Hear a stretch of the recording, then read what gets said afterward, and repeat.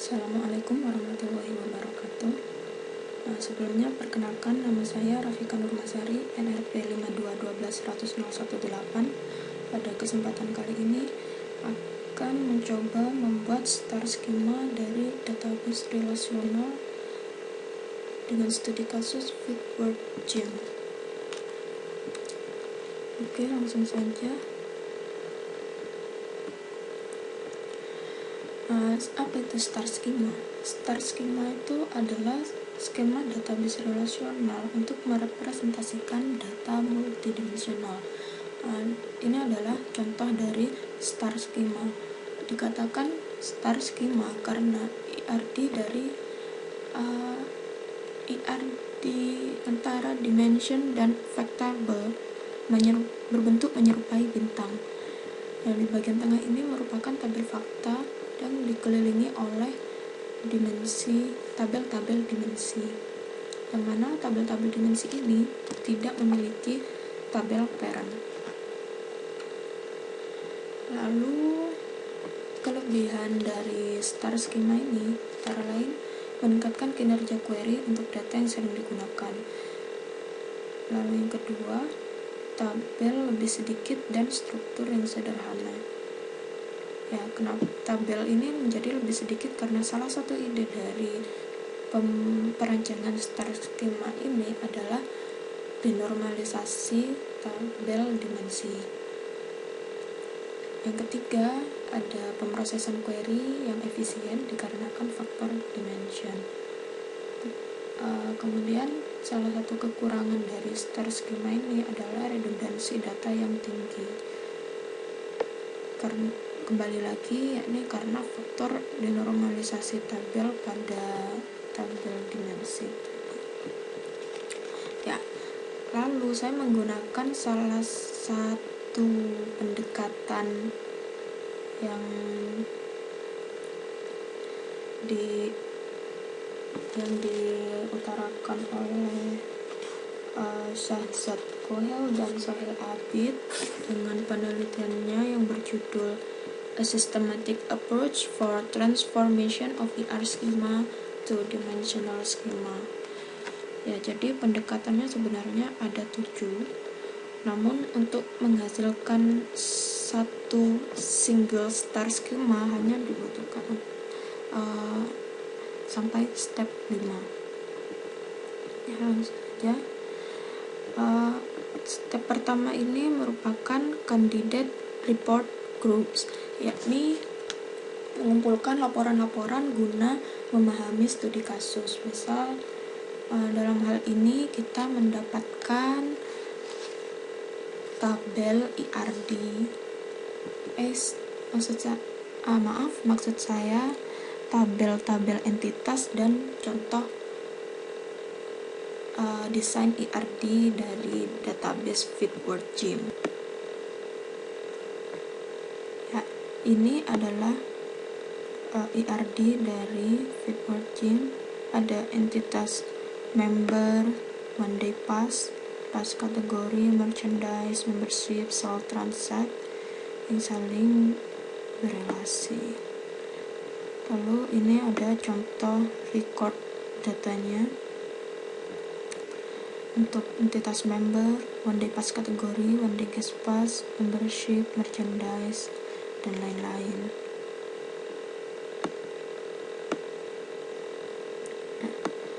Kemudian untuk member dapat membawa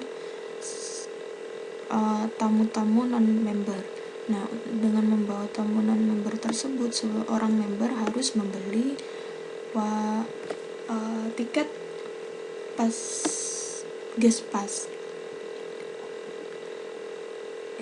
dengan kategori kategori ID-nya ada untuk adult, senior, dan kid dengan harga sekian.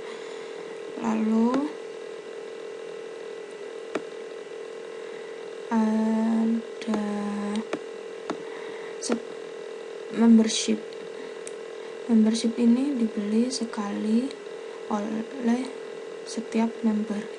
Jadi setiap member belongs to membership tertentu. Ya, kembali lagi ke tahapan yang kedua adalah semantic analysis, yakni melakukan analisis semantik dan menyederhanakan laporan untuk mengidentifikasi atribut-atribut kritis pada tabel fakta.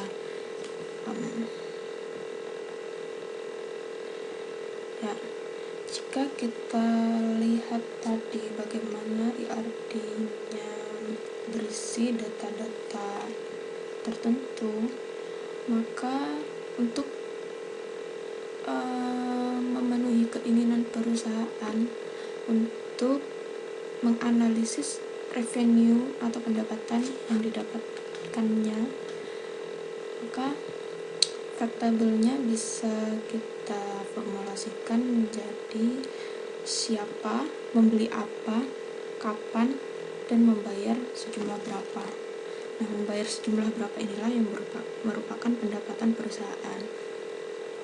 Nah, siapa ini merepresentasikan customer, atribut customer dari tabel fakta. Kemudian membeli apa merupakan produk, dan kapan merupakan atribut waktu.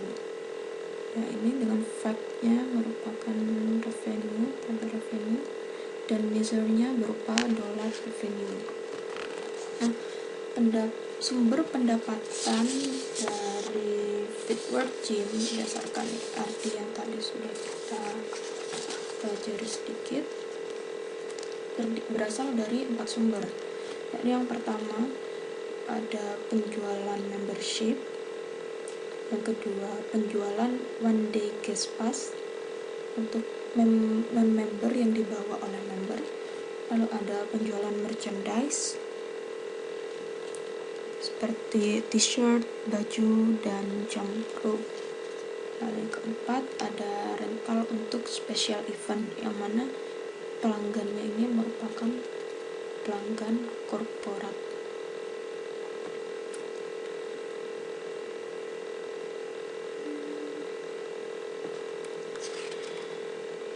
Lalu kita masuk ke step yang ketiga. Atribut-atribut kritis tadi yang telah kita dapatkan dari step 2 adalah customer, product, dan time. Nah, kemudian pada pada diagram IRD, atribut-atribut pada IRD yang mendukung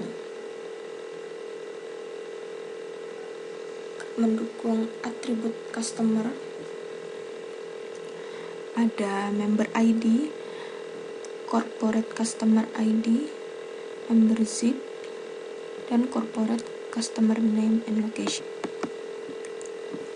Ya, jadi atribut marking of attributes pada step yang ketiga ini adalah menandai atribut-atribut yang terdapat dalam IRD yang dapat membentuk atribut-atribut kritis pada tabel fakta.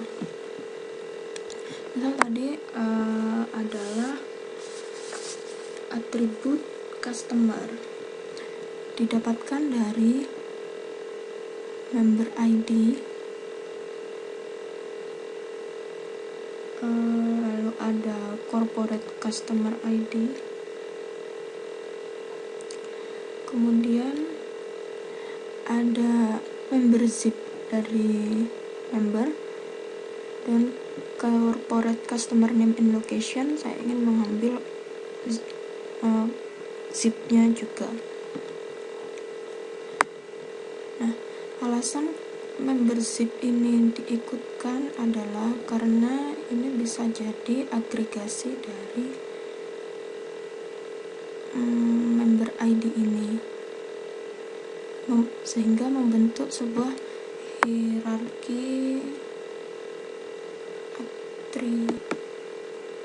hierarki klasifikasi. Untuk atribut kritis yang kedua yaitu atribut produk didapatkan dari membership, merchandise, pas kategori ID,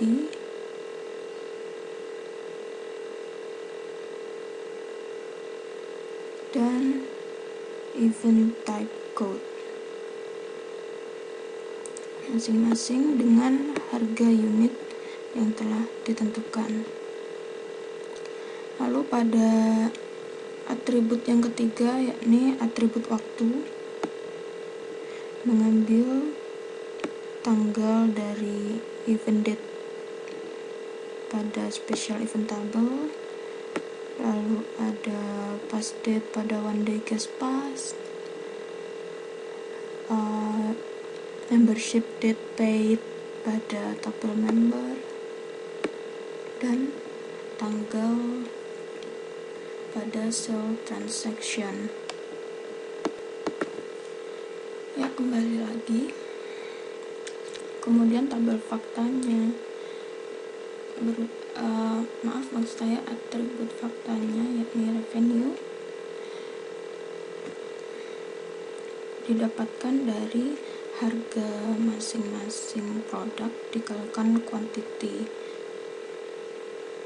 yang menghasilkan revenue amount.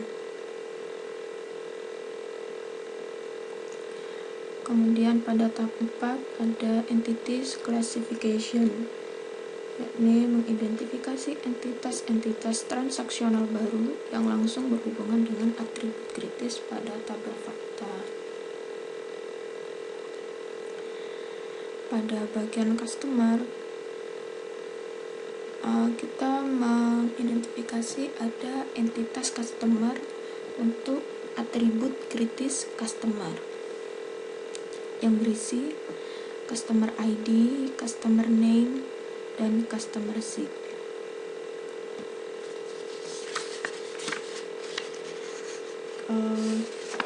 Ada beberapa hal yang perlu diperhatikan tentang dimensi. Yang pertama, setiap dimensi harus mempunyai primary key. Maaf, ini kurang primary key-nya. Lalu ada dimensi tidak mempunyai tabel parent. Jadi, dimensi pada star schema harus independen. Maksud saya tidak mempunyai tabel parent. Lalu, yang ketiga, hierarki dimensi disimpan di dalam tabel dimensi itu sendiri. Misal pada tabel customer, setiap customer ID mempunyai tepat satu customer seat. Jadi, hierarki yang lebih tinggi dari customer ID adalah customer seat. Gunanya bisa untuk menentukan granularitas atau tingkat agregasi data yang nanti akan dilakukan. Lalu ada dimensi produk yang berhubungan dengan atribut produk, terdiri dari product ID sebagai primary key, ada product name mungkin, dan product type, product price. Kalau dilihat tadi product type ini maksudnya adalah dia apakah merupakan membership, merchandise, guest pass, one day guest pass, atau event dari corporate customer. Nah, mungkin ini tidak terdapat di dalam IR diagram secara langsung, tapi bisa didapatkan dengan sedikit query. Lalu ada dimensi time yang berhubungan dengan atribut time, terdiri dari time ID dan tingkat granularitasnya bisa diset dari misalnya day, week, month, per quarter, dan year. Lalu factable revenue berisi primary key harusnya, lalu foreign key dari setiap dimensi yang berhubungan dengannya, lalu ada kuantitas dan revenue amount. Nah, setelah kita mendapatkan dimensi dan tabel faktanya, kemudian langkah yang kelima adalah memformulasi entitas fakta yang mana terdiri dari atribut kritis customer, produk, dan time. Pada tahapan yang kelima ini, kita sudah bisa menghasilkan sebuah skema bintang seperti berikut. Ya.